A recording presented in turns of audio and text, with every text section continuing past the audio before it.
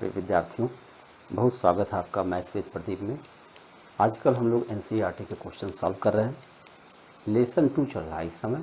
Exercise lesson 2 का last exercise है प्रश्नावली 2.3।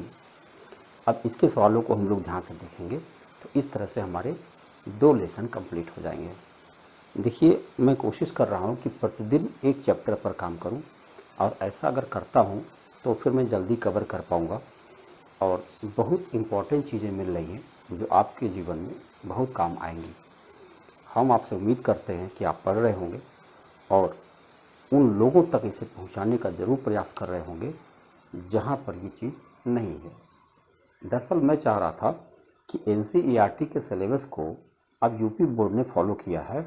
इसका मतलब हुआ कि हमारे गांव-गांव में उन बच्चों के तक पहुंचाइए इसको जो बच्चे होम ट्यूशन नहीं पढ़ सकते या कोचिंग नहीं पढ़ सकते। वहाँ तक अगर ये जाएगा तो उनका बहुत भला होगा। तो ये ज़रूर करिए आप, ठीक है? हम आपसे ऐसी उम्मीद करते हैं। आइए क्वेश्चन शुरू करते हैं। लिखा, निम्नलिखित में से किससे शून्य निरूपित नहीं होगा? मतलब किससे शून्य नहीं बन पाएगा? 1 + 0 करने शून्य बनेगा? 1 + 0 करने पर शून्य नहीं बन पाएगा। 0 × 0 करने पर शून्य बन जाएगा? हाँ जी, बन जाएगा। 0/2 करने पर शून्य बन जाएगा? हाँ जी, बन जाएगा। देखो, 0 में अगर 2 से भाग दिया जाए, देखो 0 बन गया, ये बन गया। अब ये बताओ 10 - 10/2, जब 10 - 10 करोगे आप तो 0 आ जाएगा, 0/2 करोगे तो फिर 0 आ जाएगा। ठीक है, तो अब आप देख सकते हैं कि पहले चैप्टर में, पहले क्वेश्चन में पहला कथन जो है 1 + 0 से ही 0 नहीं बनेगा, बाकी सबसे 0 बन जाएगा। आइए दूसरा क्वेश्चन देखते हैं। यदि 2 पूर्ण संख्याओं का गुणनफल शून्य है, यदि 2 पूर्ण संख्याओं का गुणनफल शून्य है तो हम कह सकते हैं कि इनमें से एक या दोनों ही शून्य होने चाहिए। उदाहरण देकर समझाइए। बहुत सही सवाल दिया गया। यानी अगर हमको गुणनफल शून्य चाहिए तो हमारे पास क्या सिचुएशन, या तो एक संख्या शून्य हो, यानी या तो पहली संख्या शून्य हो, या तो दूसरी संख्या शून्य हो, या तो दोनों संख्या शून्य हो। मैं उदाहरण देकर समझाता हूँ। अगर आप 5 × 0 करते हैं तब भी 0, अगर आप 0 × 7 करते हैं तब भी 0, और अगर आप 0 × 0 करते हैं तब भी 0। यानी अगर आपको गुणनफल शून्य चाहिए, 2 संख्याओं का गुणनफल करके अगर आपको गुणनफल शून्य चाहिए तो आपके पास तीनों सिचुएशन आपके सामने है। या तो पहली संख्या शून्य हो, या तो दूसरी संख्या शून्य हो, या तो पहली संख्या शून्य हो, या तो दोनों शून्य हो। इन तीनों सिचुएशन पर ही शून्य प्राप्त हो सकता है। यानी ये आपका पहला कथन जो था, यदि 2 पूर्ण संख्याओं गुणनफल शून्य है तो हम कह सकते हैं कि इनमें से एक या दोनों ही शून्य होने चाहिए। उदाहरण देकर समझाइए। आपने उदाहरण देख लिया।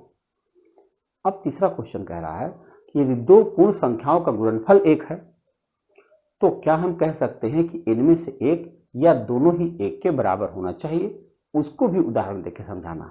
जी हाँ, अगर आपको गुणनफल 1 चाहिए तो एक संख्या 1 रखने पर नहीं बन पाएगा, क्योंकि दूसरी संख्या अगर मान लो 5 हो गई तो अगर हम 5 में 1 का गुणा करें तो हमारा उत्तर 5 आ गया, तो कहाँ 1 आ पाया? हमको आंसर अगर 1 चाहिए तो निश्चित रूप से दोनों संख्याओं का 1 होना जरूरी होगा। यानी पहली संख्या भी 1 हो, दूसरी संख्या भी 1 हो, तभी हम दोनों संख्याओं का गुणनफल 1 प्राप्त कर सकते हैं। ठीक है, अब इतना मैं थोड़ा डिलीट कर देता हूं जिससे हमको थोड़ी जगह मिल जाए कैलकुलेशन करने के लिए। देखिए, यहां दिया है वितरण विधि से ज्ञात कीजिए। इसको वितरण विधि से लगाना है। वितरण विधि का मतलब अभी हम लोग कर ही चुके हैं। लिखा 728 × 101। क्या करेंगे 101 को? क्या आप 100 + 1 करेंगे? बिल्कुल करेंगे, यही करना चाहिए। 728 ब्रैकेट में 100 + 1 कर देंगे तो ये बन जाएगा 728 × 100 और प्लस 728 × 1। जब आप इसमें 100 का गुणा करेंगे तो 728 और 00 और प्लस ये 728 हो जाएगा। आप इसे बहुत आराम से अब जोड़ सकते हैं।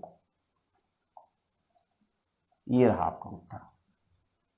देख रहे हैं, जोड़ने के लिए आप कोशिश कर सकते हैं। ये दोनों 0, 2 28 से सीधे उतर गया।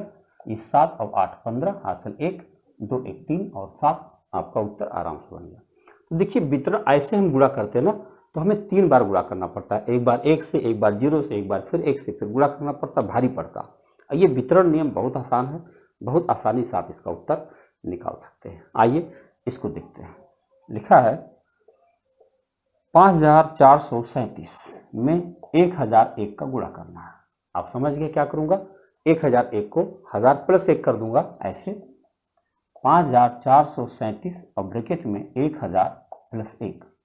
अब होगा क्या, इसका गुणा 1000 से होगा तो ये हो जाएगा 5437 में 3 जीरो लग जाएगा और प्लस ये संख्या 1 से गुणा करेगा तो 5437। अब अगर इसको आप जोड़ते हैं तो जोड़ने का तरीका देखो, 3 जीरो से ये 3 अंक तो सीधे उतर जाएगा और ये 5 इसमें जोड़ करके 12 हासिल 1, 3 1 4 और सीधे 54 आपका उत्तर। देख रहे हैं, इस तरह का आंसर देख करके आपको लगता है कि अगर आप ऐसे ऊपर नीचे करके गुणा करते तो बहुत भारी पड़ता, लेकिन इस तरह से करना आपके लिए काफी बेहतरीन है, सुलभ है, आसान। चलिए अगले क्वेश्चन पर बात करते हैं। तीसरा क्वेश्चन है 824 गुणा 25। 824, देखो अगर 824 गुणा 25 करें तो हम इसको दो तरह से कर सकते हैं, या तो हम 25 को 20 प्लस 5 करें, या तो 824 को 800 प्लस 24 करें। जो भी कर ले, आसानी से कर ले, तोड़ सकते हैं जैसे भी कर पाए, है ना। तो ज़्यादा तोड़ेंगे तो खूब लंबा सा बनेगा, खूब आसानी से किया जा सकता है, वो कठिन नहीं है। 10 प्लस 10 प्लस 5 भी किया जा सकता है, बहुत तरीके हैं, आप ये समझ लीजिए। इसको अगर ये करना है कि हाँ खूब खोल के कर दीजिए पूरा सवाल, तो हम इसको ऐसे लिख दे, 25 को हम लिख सकते हैं 10 प्लस 10 प्लस 5। इतना लंबा करने की जरूरत वैसे नहीं होना चाहिए, नहीं तो सवाल आपको देखने में बड़ा लगने लगेगा। अब इसका गुणा जब 10 से करेंगे तो क्या हो जाएगा, 82 40, फिर 82 40 और फिर 5 का गुणा इससे करें, 5 चौके 20, 2 5 10 2 12 1, 5 40 1 41। अब जोड़िए 0 0 0 2 4 6 4 10 1 2 2 4 2 6 4 8 12 8 20, ये आपका उत्तर है। देख रहे, अगर आप इसको केवल एक ही बार करते 824 और इसको ब्रैकेट में 20 प्लस 5 कर देते तब भी वही आता। एक बार 824 में 20 का गुणा हो जाता और एक बार 824 में 5 का गुणा हो जाता। अब देखिए 2 चौके 8, 2 दूनी 4, 2 8 16, ये हो जाता 5 चौके 20, 2 और 5 10 2 12 1, 5 40 1 41। जोड़िए 0 हासिल 1 6 1, ये। तो आंसर में कोई फर्क नहीं पड़ता है, आप जो भी करें, बस जो भी करें ऐसे कॉन्फिडेंस के साथ करें कि कहीं आपको ऐसा ना लगने लगे कि कहीं से आप कमजोर पड़ रहे हो। अगला सवाल देखिए 42 75 गुणा 125। 125 है, अब 125 को हम 100-25 कह सकते हैं, 100-25 कह सकते हैं। वैसे और कुछ किया जा सकता है, 4 से तो निकल नहीं सकता, नहीं तो 4 निकाल के 125 का गुणा कर लेते, है कि नहीं। तो कोई बात नहीं है, 100 प्लस 25 ही करें, 42 75 और ब्रैकेट में 100 धन 20 प्लस 5 कर दो, ठीक रहेगा। 25 का पहाड़ा मान लो हमको नहीं आता तो आप इसको खोलते चले जाइए, जितना बड़ा कर दीजिए। अब देखिए इसका गुणा 100 से होगा तो ये हो जाएगा 42 75 00।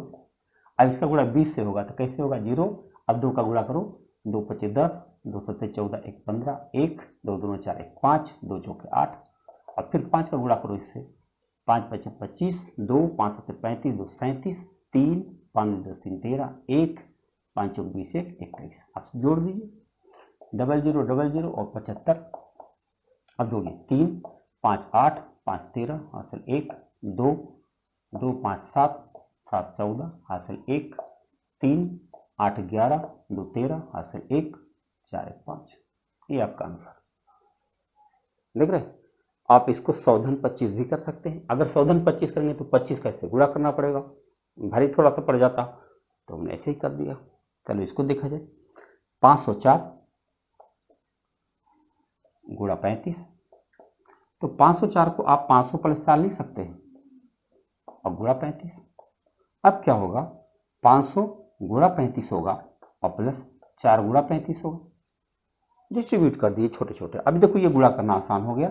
00, 5 5 25 2, 5 15 2 17 और प्लस 4 5 20, 4 3 12 2 14, 0 4 6 और 17, 17 640 आपका उत्तर आ गया। तो आप देख सकते हैं कि इस तरह के सवाल लगाना अब आपके लिए कितना मामूली बात रह गया है कि नहीं, इजी है कि नहीं, अच्छा है। आप लोग एक बात जरूर करिए कि रिस्पांस देना चाहिए आपको। रिस्पांस का मतलब कुछ कमेंट करिए, कैसा लगा, अच्छा लगा, खराब लगा, लाइक करना, हाँ शेयर करना, ये सब चीज़ें क्या है ना कि जब आप कमेंट करते हैं तो वो और लोग भी देखते हैं कि हाँ लगता है कि हाँ भाई इनके बच्चे पढ़ रहे हैं।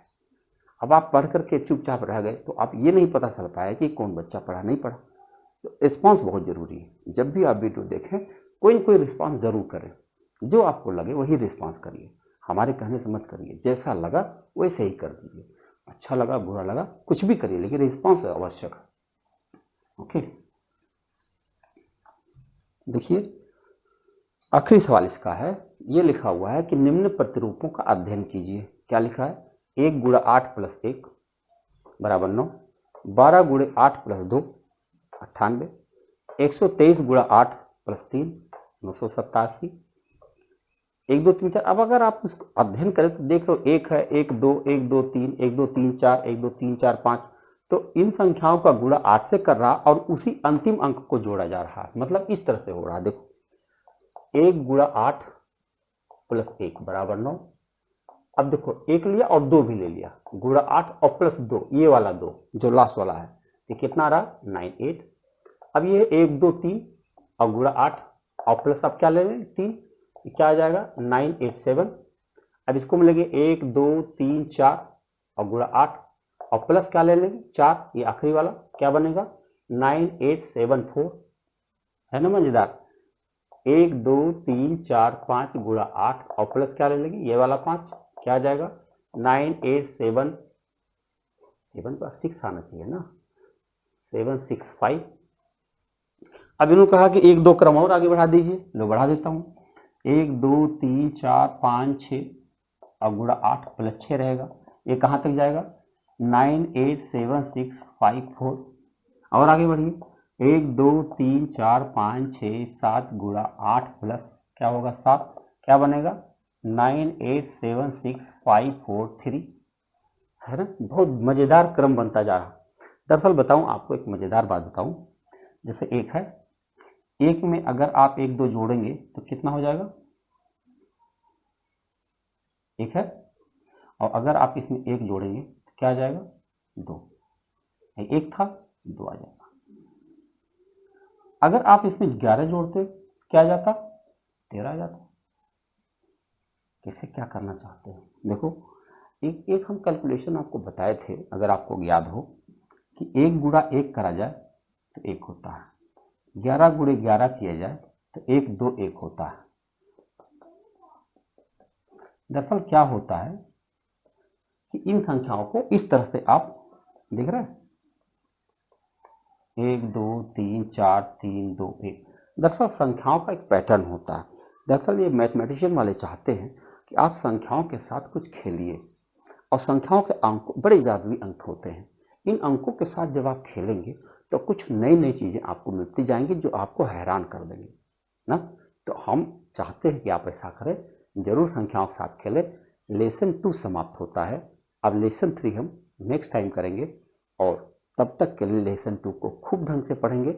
और अगर आपके पास किताब नहीं है तो लिंक है, लिंक में से कुछ बच्चों ने बोला कि लिंक से हो नहीं रहा है, तो चलो नहीं हो रहा, मैंने कोशिश किया हुआ है, अब नहीं हो रहा, तो कहीं से भी आप डाउनलोड कर सकते हो। आप क्रोम पर जाओ, गूगल पर जाओ, कहीं पे जाओ, NCERT डालो, तुरंत मिल जाएगा। तो उनके क्वेश्चंस को एक बार लेसन को पढ़ लेते हैं ना, उनके तमाम अंदर बीच में बहुत सारी बातें दी गई हैं। उन बातों को मैं समझाने को फेस टू एकदम लाइन टू लाइन तो नहीं बोल पाता हूँ, लेकिन कोशिश करिए कि उनको जब आप पढ़ लेंगे तो क्या होगा कि आपके पास कुछ नए नए प्रश्न हो सकते हैं, और जो मैं रिस्पांस देने की बात कर रहा हूँ तब आप रिस्पांस दे पाएंगे। ठीक है, कोशिश करिए, पढ़िए, मज़ा आएगा। धन्यवाद।